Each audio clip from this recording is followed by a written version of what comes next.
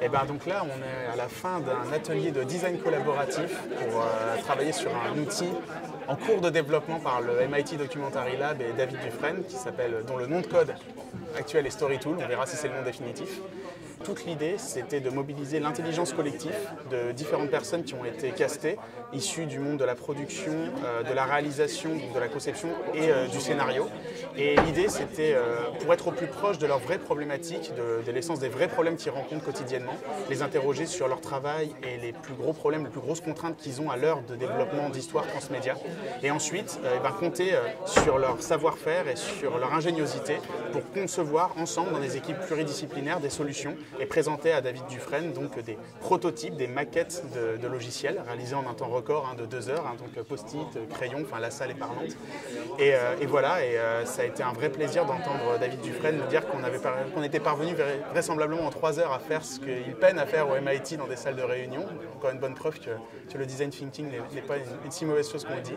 Donc voilà, c'est peut-être le début d'une très grande aventure. Dans tous les cas, c'est des rencontres et des gens qui ne veulent pas quitter cet amphithéâtre, donc c'est plutôt chouette. Et puis pour nous, c'est un grand kiff comme d'habitude de voir les gens arrêter d'avoir peur et déployer des trésors de créativité pour trouver des réponses à plein de problèmes. Alors comment vous y êtes pris pour mettre en relation entre guillemets ces gens? Vous avez dit qu'ils avaient été castés.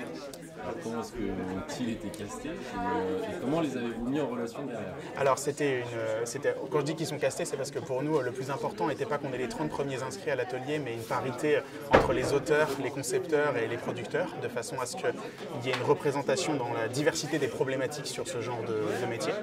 Et ensuite, comment on les met en relation? Alors ça, c'est plein de techniques de facilitation issues de la pensée design, du UX design, et où toute l'idée est de concevoir des équipes, parfois même de déranger les équipes, de façon à faire s'affronter les points de vue. En fait, que sortir d'un modèle de pensée, de représentation qui est souvent très lié à une profession, qui est très unique, où chacun, en définitive, c'est toujours régler des problèmes de communication. Donc ça, c'est des dynamiques de groupe, c'est des jeux, c'est du brainstorming, c'est énormément de façons de faire interagir des individus pour confronter les points de vue, confronter les créativités et qu'ils puissent construire sur les idées des uns des autres plutôt qu'en opposition.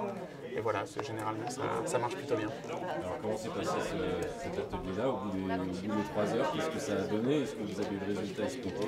Alors oui, bien. Alors, c'est très difficile d'escompter un résultat quand on lance ce genre de process parce que c'est très dépendant de la volonté et de ce que chacun ramène à table. C'est un peu une auberge espagnole. Mais on a eu la chance de travailler sur une diversité de problématiques, 5 problématiques clés identifiées en amont qui apparemment sont très parlantes parce que les gens ont voté majoritairement pour ces problèmes comme étant vraiment difficiles pour eux dans leur quotidien. Donc c'est toujours le plaisir de travailler sur des problématiques concrètes et véritables de façon à améliorer la vie des gens, ce qui est en fait la marotte de tout designer, je dirais.